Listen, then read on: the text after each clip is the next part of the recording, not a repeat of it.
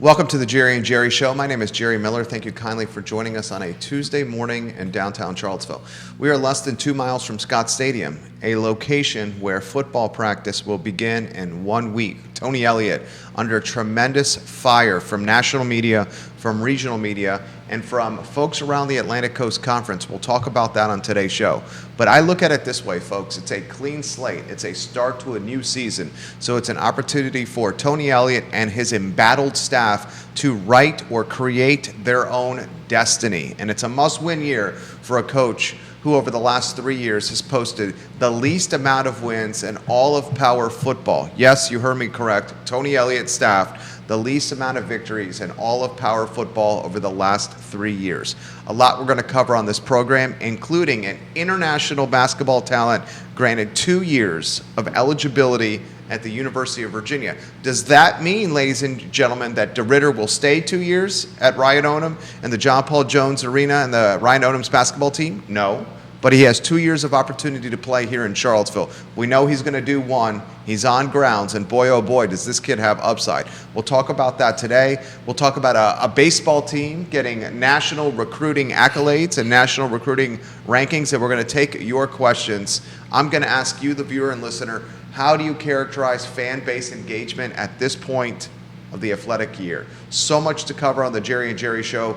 Judah Wickhauer, if you could have Facebook Messenger open for me, if you can go to the studio camera and a two-shot, and let's welcome Hootie Ratcliffe to the show with comments already coming in. My friend, good Tuesday morning to you. Same to you, brother. It's nice to see you again, and I just want to thank all the viewers that join us each week. It's a delight to hear their feedback, and just a really intelligent crowd. I'm really delighted with the people we attract to this show every week. I concur. I absolutely concur. They keep us on our toes. Let us know if you have comments for the Virginia Sports Hall of Famer. I will relay them live on air. Hootie Ratcliffe, we start each show with scatter shooting with Jerry Ratcliffe. Well, you know, it's a big week media-wise because ACC kickoff is all week long in Charlotte.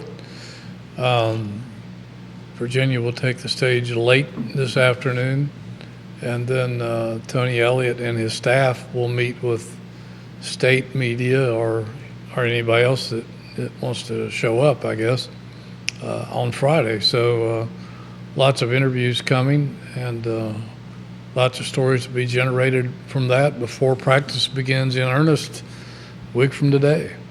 Comments coming in. We'll talk Tony Elliott. We'll talk Des Kitchens. This comment's come in for the third straight week. Does Tony Elliott take over play calling duties if the offense struggles in the first part of the season? I will ask that to the Virginia Sports Hall of Famer in moments. First, we need to talk content that's on jerryratcliffe.com. My friend, Tony Elliott in the crossfire of national media, of ACC media, and of insiders around the Atlantic Coast Conference. Yeah, he hasn't received much love from the national media, that's for sure. A lot of the football publications and some of the other national media sites have taken some pretty serious shots at him in their preseason coverage. And probably the worst is from some of his colleagues in the ACC in a piece by Athlon in which coaches can anonymously offer up comments about all the other programs in the conference. And I didn't read all of it about all everybody's comments about every school in the conference, but I thought some of the ones concerning Virginia were pretty harsh. I'm sure Tony Elliott would like to use that as some bulletin board material. Some pretty nasty shots about them being sloppy and unorganized, and you don't have to worry about playing Virginia, and et cetera, et cetera. So he has a chance to make some people eat crow this season. Tony Elliott, and this is on jerryratcliffe.com. Head to jerryratcliffe.com and you can read this. Listen to this, folks. Hootie's put this in perspective. CBS Sports ranked Tony Elliott among the 4 worst coaches in major college football. The Sporting News ranked him number 77 nationally and dead last in the ACC.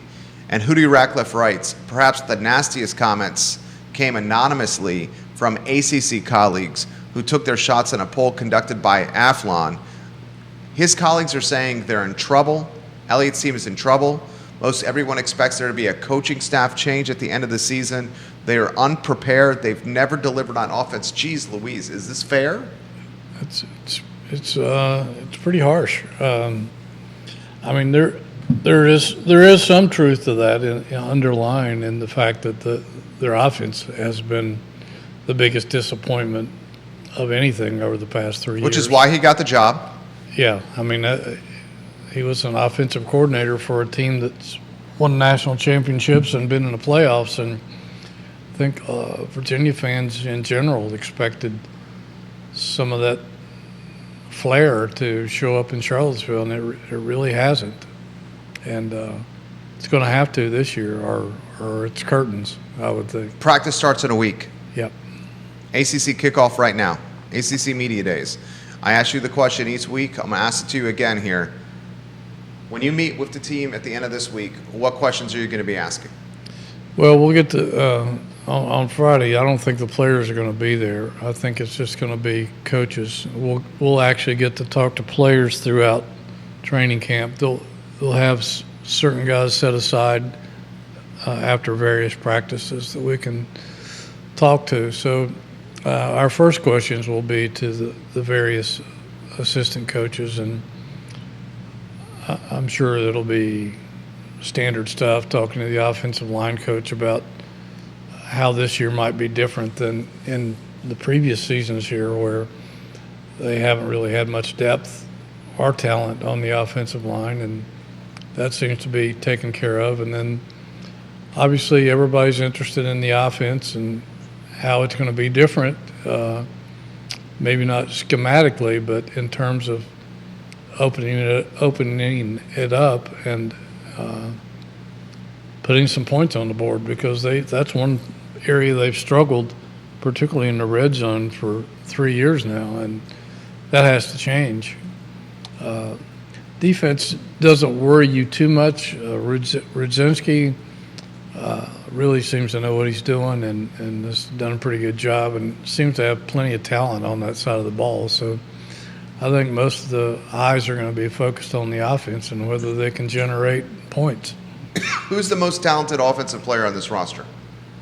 I think probably the quarterback, Chandler Morris from North Texas State, TCU, Oklahoma, wherever else he's been. I mean, he's got the numbers in his resume, and he's got the experience. He's dealt with 3 or 4 or 5 different offenses during his career, and it's going to be a matter of whether they can protect him and keep him clean and give him time to do what he does best, and if they've surrounded him with enough talent to take some of the pressure off him so he can shine at his position. Will this be tailback by committee? A question that comes in the feed from Charlotte, North Carolina. I think it probably will be. You got the kid from Wyoming. You got the kid from North Carolina Central, I believe it is, Taylor, Jamari Taylor. A few other guys. Xavier Brown, I guess, is back. Had a huge game against Coastal Carolina, their season opening opponent this year, when he rushed for over 200 yards. And that was a porous defense, so you can't take that too seriously. But I think Tony would prefer to go with one guy and give him the bulk of the carries, but I don't know if there's how much separation there's going to be between those 3 guys and anybody else on the roster. So it may be they may have a starter, but it may be by committee until somebody's able to nail down the job. Another question comes in the feed, or a comment alluding to Tony Elliott needed to take play calling responsibilities. Do we see that happening? This is the 3rd week in a row someone's asked that. Well, I was kind of hoping from the get-go that he would be doing that. I know that's a lot of responsibility for a head coach, although some guys are pretty adept at doing that. I don't know if I'm bringing in a guy who's had that kind of success at the highest echelon of college football, and that's his strength. To me, that's part of the negotiation in the contract. Is I know you want to be a head coach, and I know we're putting a lot on your lap, but we want you to call the offensive plays. You're have a certain expertise at doing this, and you've proven that. Why turn it over to somebody that hasn't been as successful in that area of football that you have? And so I was hoping that they would do that from the very start of as soon as he hit town, but it hasn't happened. I don't think it's going to happen in his fourth year. I think I'm shocked by this, frankly. I think he's turned it over to Dez and trusts Dez and is going to let him do it. Now, he may have more control in the planning sessions, the game planning in meetings during the week leading up to it.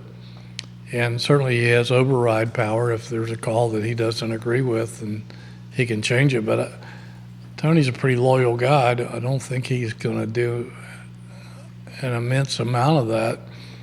I imagine things are going to stay status quo, would be my guess. Viewers and listeners, what do you think of status quo? And are you surprised with a coach who is coaching for his life, his job? Are you surprised that he is not taking over play calling responsibilities? Put it in the feed. I will relay it live on air. You have TV, radio, and print media watching us right now on the Jerry and Jerry Show. Hootie Ratcliffe, I look at this team, and for me, the quarterback's got talent. There's depth at the tailback position. The defense has got some depth, but goodness gracious, and it cannot go understated, that offensive line has got to protect the quarterback. And we've seen an offensive line that in the past under Tony Elliott can go one deep, but not too deep. This may be the exception.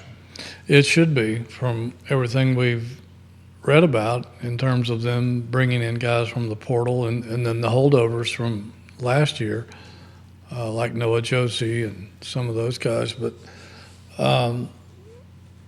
yeah, I mean, that has been one of the biggest problems in this football program going back for years. Bronco struggled with that. Mike London struggled with that. I guess you got to go all the way back to the Al Groh era before you find teams that had really outstanding offensive linemen who ended up with NFL careers. I think London had a couple of guys. Bronco may have had a couple, but the lack of depth along the offensive line is what has killed them over the years. And, I mean, it seemed like week after week after week, we would hear the coach bemoan the fact that we don't really know who's going to be our starting five this week on the offensive line because a couple of guys are banged up. They're playing hurt. There's nobody really with quality playing time behind them. And that has shown because, Anthony Calandria was running for his life almost constantly for nearly 2 years. Tony Muskett got beat all to hell against Tennessee in that opening game 2 years ago, and it took him a while to get healthy again. And Brennan Armstrong, for the most part, was having to run a lot. It's been a constant problem, and it's also been a problem in the fact that they haven't been able to control the line of scrimmage and develop a viable running game to keep defenses honest and to take a little pressure off those quarterbacks to where they don't have to scramble so much and have time to throw the ball to they've had some pretty good receivers, but a lot of times they just don't have the time to get the ball to him. Hootie Ratcliffe, comments continue to come in here. This is an interesting one, ACC-wise. Who is he watching as a team to beat in the conference? And what does Ratcliffe think the talent is in the ACC across the board? Well, I think it's better. I think a lot of the ACC teams have finally invested a lot of money into the portal, and they realized They were behind the that SEC. they were definitely behind not only the SEC, but pretty much everybody else. And some might argue that they're still behind, but they've made some strides. I think there's no question that Clemson is going to be the overwhelming favorite to win the league, and they're pretty loaded this year. They have a more talented roster than last year, and the voting at the end of the ACC kickoff this week, I'm sure is going to bear that out, that Clemson is going to be predicted to finish first in the league. And then after that, I think it's going to be Miami, which has a lot of talent. They've acquired a lot of talent. SMU, we've talked about them all last season about money is certainly no object in Dallas. And then after that, I think it's going to be interesting between Louisville, North Carolina, and Florida State, because a lot of people, even though Florida State has allegedly reloaded, there's a lot of pressure on Mike Norvell this year, because if he can't get it done this year, I think He's out. He's gone. Yeah. And there's even been rumors that Nick Saban's ready to come in and take over that job, but I don't think I don't see that happen. I don't think we're going to see that happen. But it's interesting that people are talking like that, and it's a tremendous curiosity factor in Chapel Hill as to how Bill Belichick will adapt to college football. And I mean, he is running essentially a pro football program in Chapel Hill. He's doing everything the same way he did in New England for so many years, with a general manager and a full staff, just like they had with the Patriots. And they've recruited well, so, and they've done well in the portal. So a lot of people are, I don't know how much pressure there is on him. A lot of the preseason magazines and predictions I've seen have them winning 7 games, but I'm not sure that's going to satisfy Carolina fans, because they've invested more than $50 million in their football program, between his and his coaches' salaries and the portal and the GM and everything else. And if you're spending that kind of money, is 7 wins going to be enough to satisfy a starved fan base? And then somebody brought up the fact that, you know, they're kind of starting over at quarterback, and they've had some elite quarterbacks here the last several years and still couldn't put together more than 7 wins. So are they going to be able to do it with lesser talent at quarterback? But Louisville remains a little bit of a mystery. They always lose and gain a lot of people through the portal, but overall they've done a pretty good job.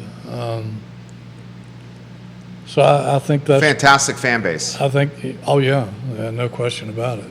I mean, that is essentially their pro franchise. Louisville's a pretty good-sized city. For those of you who haven't been there, they've put a lot of additions into that football stadium over the years, and their arena is one of the nicest in the country. So with a huge waiting list for season tickets, and so that city really rallies around that program, and they're hard to beat at home, that's for sure. But I think those 6 schools are probably going to be the upper echelon of the ACC this year, and it's up to everybody else to prove whether they can break in or not. Kevin Yancey watching in Waynesboro, he says, let's wait and see what they do with competition. Beating up UVA on yourselves in practice doesn't really show who or what you are. And we're in agreement, Kevin Yancey. The proof is in the pudding. And the pudding starts about a month from now in week 1. This question comes in from Southwestern Virginia. What is the reputation of the Atlantic Coast Conference right now? and how does the ACC try to reestablish itself as one of the key conferences in the country? It's a good question. Yeah, it is. I think the league has upgraded since last year. They weren't anything to write home about last year, that's for sure. They bombed out pretty much in the playoffs, and it's going to be interesting to see what happens this season. With I think they have more potential programs that have a chance to make the playoffs than they did a year ago, and it's just going to come down to the last few weeks and who can fight off any upsets down the home stretch to see who can get in there. I think their national reputation is probably going to be a little better, a little more enhanced this year, just because I think the overall league from top to bottom is a little better than it has been the last 2 or 3 years, and they have any of those 6 teams I mentioned have opportunities to make some noise for sure. This is a good question for you. If you were ranking the top 5 teams in the ACC right now, how would your list shake out? I would probably go Clemson. I would probably vote Miami second, although I'm always hesitant to put too much stock in Miami because they always seem to find a way to blow it. SMU, I think they have a really good quarterback coming back, and I think he could be the difference. They could finish in second. Those 3, then I think, again, Florida State is such a mystery because you just don't know what to expect. Everybody thought they were going to be good last year, and they were a disaster. They have a quarterback this year that came from Boston College, Castellanos kid, who likes to talk. And I know he's already given Alabama a lot of bulletin board material in the preseason for their opening game. He may live to regret that, but it's really tough between Louisville, Florida State, and North Carolina as to who you want to put in those 4th and 5th spots. If you believe in Bill Belichick and his ability to run an organization, you almost want to lean in his direction. But just because they have some really experienced coaches, some really good coaches in that program now, and I think Mike Brown had some guys that didn't live up to the task the last couple of years, and I think that's why they struggled so much. But I think with the kind of staff that Belichick's put together, I'm not sure I'd be hesitant to put them in 4th. And after that, it would be a toss-up between Florida State and Louisville, I think. The follow-up question to that is, what's the bottom of the conference look like? Oh, wow. That's even harder. Yeah. And then another question we have on the feed is who's the best football team in the Commonwealth? How about bottom of the ACC first? It doesn't have to be in order. Well, it's probably going to be between Wake Forest and Stanford for the very bottom. Both of those programs seem to be struggling. After that, there's going to be a lot of teams with a lot of 50-50 games. It's going to depend on how they sort those out. I mean, we're looking at I think Cal is one of those teams that could be middle of the pack to toward the bottom. NC State could be as well. Boston College. Syracuse seems to have upgraded their talent a little bit, but we'll see. And I think you got teams like Virginia and Pitt who If they do what they're supposed to do, should be middle of the pack. If they do any less, then they could plummet a little bit. Virginia Tech is a bit of a question mark. A lot of pressure on Brent Pry down there in Blacksburg. I think his seat is pretty hot because their fans have much more expectations than Virginia fans do. Virginia Tech or UVA? How about that one for you? And who's the best team in the Commonwealth? Well, I think there's more pressure on Brent Pry than there is Tony Elliott. Although anything less than expectations, we could see both of those guys are being replaced. But I think there's more pressure on Brent Pry just because of the Tech fans are. They've been frustrated for several years now. Well, and it's their sport. It's their sport. They pour everything into that, and their expectations are much higher, I think, than Virginia fans. And I mean, they still fill up the stadium for the most part, even for a mediocre team that struggles to get into a bowl game every year. But how much longer are they going to do that? Is the best football team in the Commonwealth in Harrisonburg? I don't know. There's been so many comings and goings, and I'll be honest, I don't keep up with JMU very much. I know they were picked to, I think, win their division in their conference.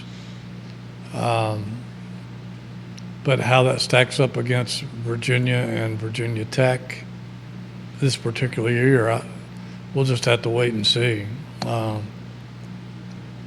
It's hard to compare.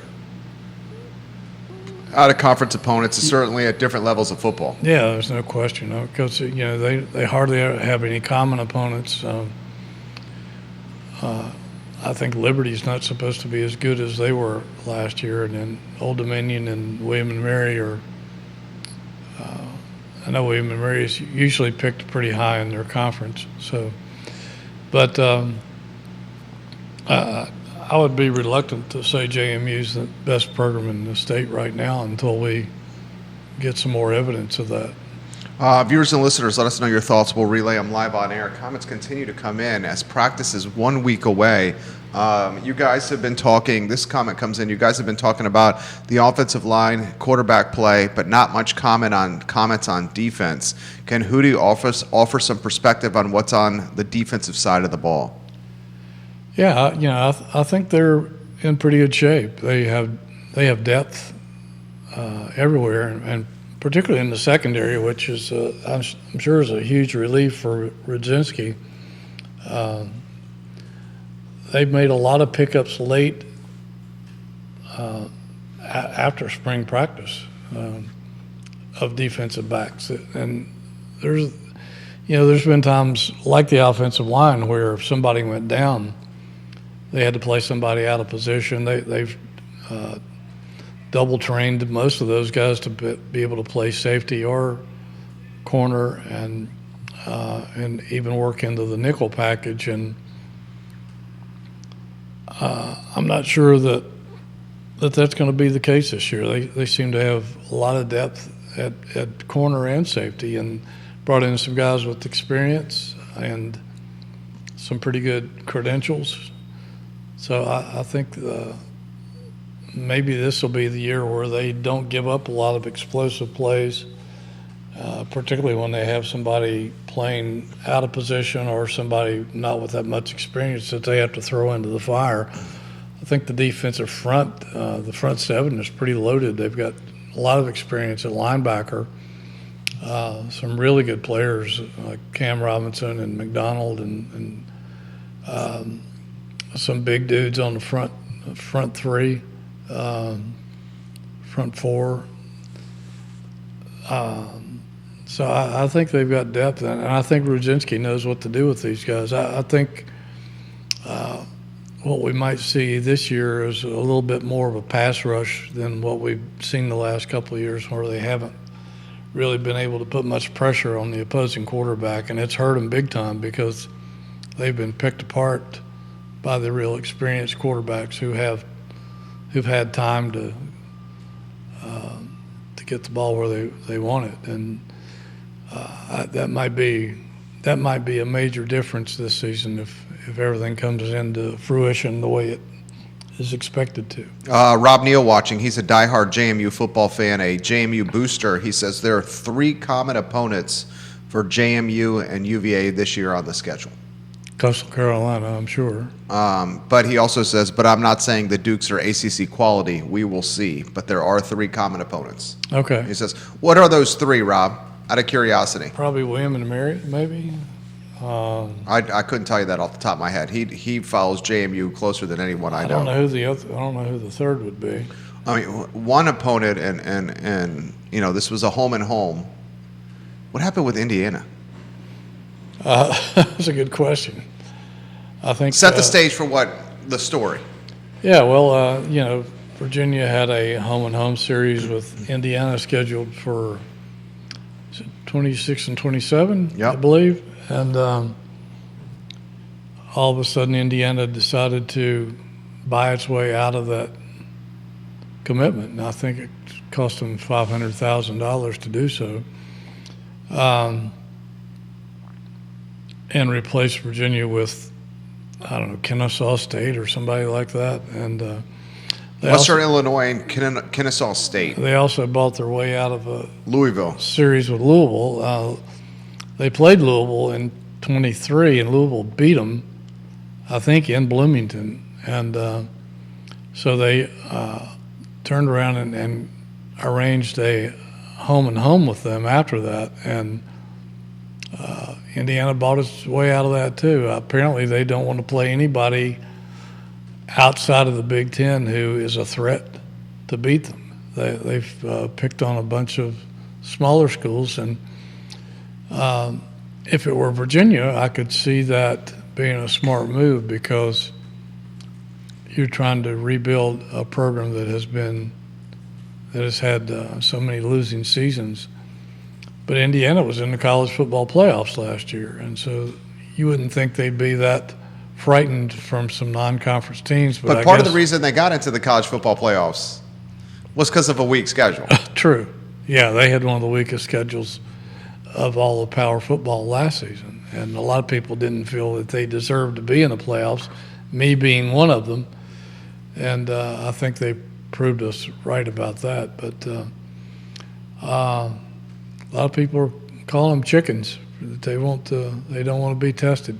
Rob Neal watching the program. Although I will say this, Virginia, and you've already highlighted this, Virginia in rebuilding mode.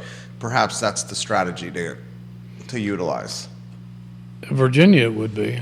Indiana, I don't know. I mean, the Big Ten has gone to 9 conference games, so that only leaves them 3 non-conference, and I'm sure they're trying to play as weak opposition as they can because they don't want to take away from a potential mediocre record. Right, and the Big Ten's no joke. No joke at all. And I think the fact that they won as many games as they did last year was an aberration. I don't think we're going to see that.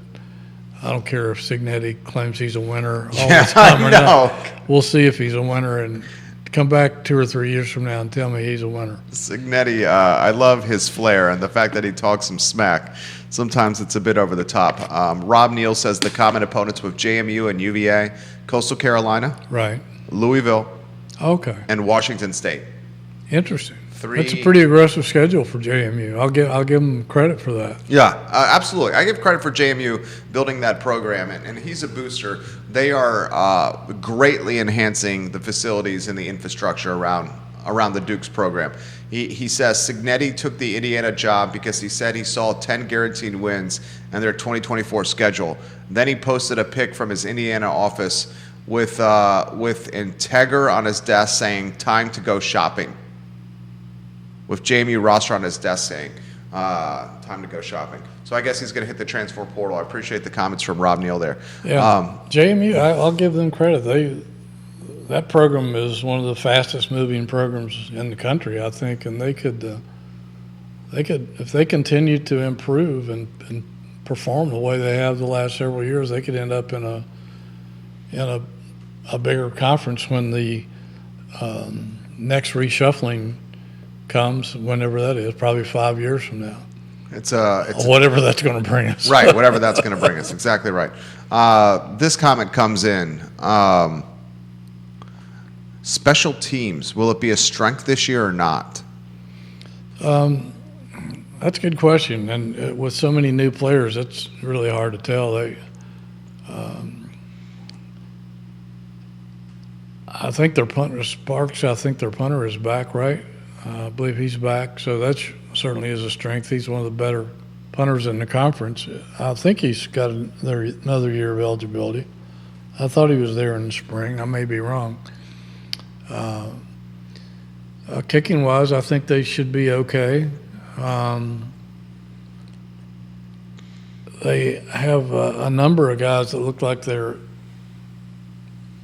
good candidates for kickoff return and punt return. It's just a matter of finding other guys that are committed to on those kickoff and kickoff return teams that do their job and don't allow big plays to happen, particularly on kickoff return and punt return, which hurt Virginia tremendously 2 years ago. They shored that up a lot last season, but still didn't completely correct it, but made some strides. I think it should be, I don't know if it'll be a strength, but I certainly don't think it'll be a weakness.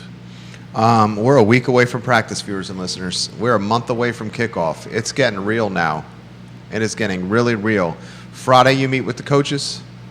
Yeah, Tony and his staff will be available to the media on Friday. Something they've done all 4 years. You meet over in the George Welsh indoor facility and have a little lunch after interviews, it's always a good time to just sit down casually with the assistant coaches and pick their brains a little bit. It's always an enjoyable time. Folks, we are itching for college football. As Hootie Ratcliffe calls this, the calm before the storm. And I'll tell you, something that's constantly in the news is Virginia basketball, and some positive news for the Wahoos as an international talent gets 2 years of eligibility. DeRitter granted 2 seasons by the NCAA. Will he play 2 years? Only time will tell. We certainly know he's going to play this year. What do you make of the DeRitter news? This is pretty monumental from my standpoint. Well, it was a long time coming, that's for sure. And we were told through various sources throughout the process that, hey, this may take a while. In some ways, I'm surprised it didn't take a little bit longer because the NCAA tends to drag its feet on matters of that kind. And I thought something might happen when the Virginia Tech kid, who's also 22 years old and I think a European transfer portal guy, was granted 3 years to play, 5 years to play 3 years earlier in the week. And so I figured, well, if that's the case, then I think the DeRitter news might be really close behind, and it was. It took 1 or 2 days after that. Huge news for Ryan Odom. I think it gives, along with Grunlow and Ugo, I think it gives Virginia one of the most formidable front courts in the ACC. And I wouldn't want to line up against those guys. I mean, you got a 22-year-old guy who's played in the Spanish league, I guess, for a couple of years against some grown-ass men, and also a 19-year-old German, Grunlow, who's played in some of the pro leagues over there in Germany, I think, and or Belgium, whatever. But again, going up against people like Jason Anderson and some of the other former Virginia players who are over in Europe, and then Ugo, who's played at Kentucky and Kansas State, and is just a really big dude and physical, and has experience. I mean, that's a completely different looking front court than Virginia fans are accustomed to looking to. It's the complete opposite. You used to look at those guys and say, well, those guys are going to get broken in half. Right. But not these guys. You're not going to move these guys. In fact, these guys are going to be the ones breaking people in half because they know how to play physical basketball, and they've big frame bodies, and they can get the job done. I can't wait to see what happens with this program. They have such a different look, and I think the fan base is going to really rally around this team from day one because the style of play is so different. Yeah, and it's going to be kind of fun because we saw what Jay Huff could do as a 7-footer who could shoot the three and stretch the defense, and Grunlow can do that at 7 foot 7'1". He can definitely step outside and hit the three, except I think he's more physical than Jay was. And then certainly the other two guys are physical. And one of the things I saw in some video of practices were Virginia's guards driving into the lane and ooping it up to Ugo or somebody and letting them finish it at the rim. So they're going to have so many options with a versatile front court like that, and then so many guys who can shoot the ball from the perimeter and drive and dish. I just think it's going to be a fun team to watch. It's going to be such a fun team to watch. I completely agree. It's going to be an up-tempo defensive team that's going to fast break. I think I'm excited. I'm excited, viewers and listeners, and we know expectations are going to be sky high. And speaking of options, from JerryRatcliffe.com, Thijs Jerome in the real estate game, my friend. Yeah, we saw that in the New York Post. Somebody sent it to me, and I can't remember the numbers now, but really, I got them in front of me. Really nice house in L.A. Yep. Outside L.A. and Studio City. You know more about L.A. than I do. Even though I've been there a few times, I still don't know my way around there. But I just couldn't use the photographs because they're copyrighted. But what a beautiful home he has, and I'm sure he did a lot of entertaining there. And wow, I mean. The pictures of that place would blow you away. It's just a beautiful home. And Thijs Jerome selling his home in Studio City, Los Angeles, 2,866 square feet. It's a ranch-style home. This is on JerryRatcliffe.com.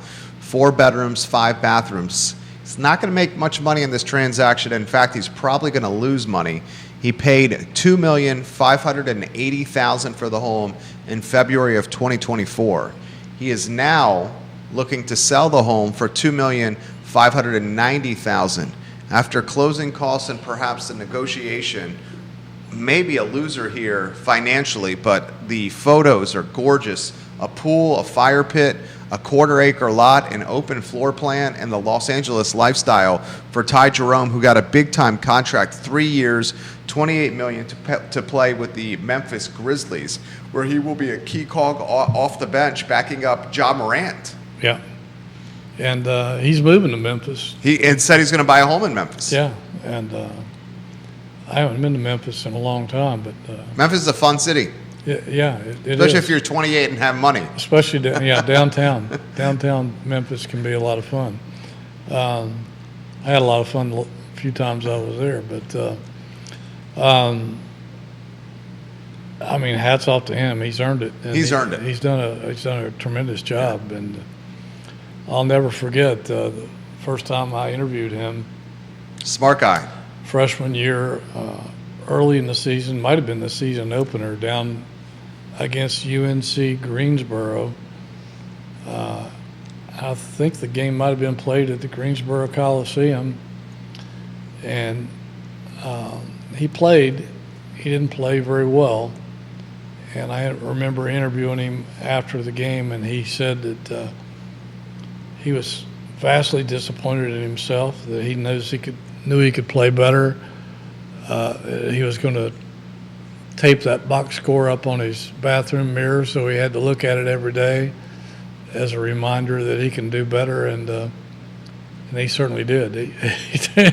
He developed into one hell of a basketball player. One of the greatest. I'll never forget that one three-pointer he shot down at Cameron Indoor Stadium when they beat Duke his junior year. And that just put the nail in the coffin, and you could just hear the air seep out of Cameron, which is a very strange feeling if you've been there as many times as I have, because that doesn't happen very often. The Ty Jerome situation in the NBA is a good one. He's got 3 years with Memphis, some money and a lot to prove, and he's entering his prime with basketball, coming off a impact year where he was on the short list for Sixth Man of the Year. And on JerryRatcliffe.com, he also highlights that Jay Huff, who's got a lot of talent. Now, he's not the biggest guy, but he's a very skilled big man, not the strongest guy, heading to play with a known commodity with Virginia alumni. Yeah, headed to the Indiana Pacers, where he'll play for Rick Carlisle. No stranger to Charlottesville. I've run into Rick probably more than any other former Virginia player over the years, except for maybe Ralph. He's here all the time, except for maybe Ralph or Sean Singletary. He's here all the time. Yeah. Travis Watson here and he all the doesn't time live as well. Yeah, right. Rick doesn't live here. Travis lives here. Yeah. Sean lives here. Ralph's right around the corner from here. Yeah. But I thought it spoke volumes that Rick Carlisle came here at his own volition 2 days after they lost in Game 7 of the NBA championship to meet with the Virginia team and just share his experience as a Virginia alum and what this program did for him and his career. I mean, he came here from Maine, from University of Maine, and probably didn't know exactly what to expect, and ended up starting at point guard on some of the Ralph Sampson teams, and made it to the NBA as a free agent and maybe a walk-on, I can't remember, with the Boston Celtics, and studied basketball and was part of that great organization and around a lot of great players, and later got into coaching, and I'll never forget Larry Bird saying that Rick Carlisle knew more about offense than anybody he had ever met. So that's quite a compliment coming from Larry Bird. Larry legend. Randy Clark watching in Gilbert, Arizona. Wow, thank you. I agree with Hootie that this is the most formidable front court in the ACC. Backcourt looks good as well. Shouldn't they be at least a tournament team? I don't want to speak for Hootie here, but my expectations as a guy that's been following this program for almost 40 years is that this should be a tournament team. I think so. I don't think there's any question about it. And my expectation is, and this is maybe aggressive, maybe you push back on me here, that this is a preseason top 25 team. They could be, and I expect they will be in some polls. I don't know about the consensus, but I'm sure they'll make a couple of top 25s, and certainly the talent is there to qualify for a top 25 preseason team, although I don't really know what that means. Right. We've seen that happen in the past, and especially with the musical chairs. Probably when it shouldn't have on a couple of occasions. But I think the talent is there to get the job done. And again, Ryan's big objective, just like Tony Elliott's, is to essentially rebuild a team from scratch with practically all new players. He has 0% scoring returning from last year.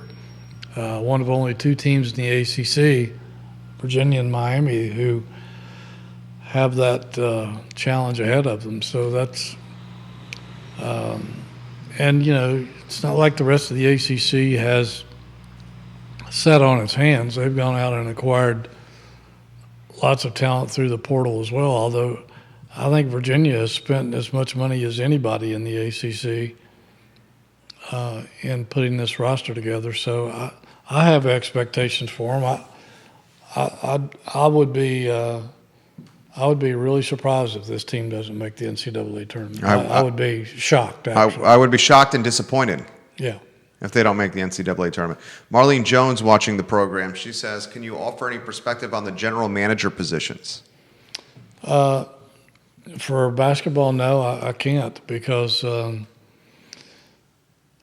we only had 20 or 25 minutes, I think, with Ryan, what was it, 2 weeks ago, to ask questions, and was our first chance to talk to him since he was announced as the basketball coach. And so we were trying to get our questions in. You know, you're lucky if you get more than one question in during that time frame, and I don't think anybody brought that up, and Ryan didn't bring it up. So the last comment he made about that was back in April, I believe, or early May, and at that time he said he wanted to get his roster complete, his coaching staff and support staff complete, and then they would address their general manager. So it appears that all those things are complete now. We really don't know where that sits right now in terms of if they're interviewing candidates or if it's the process is still ongoing, or I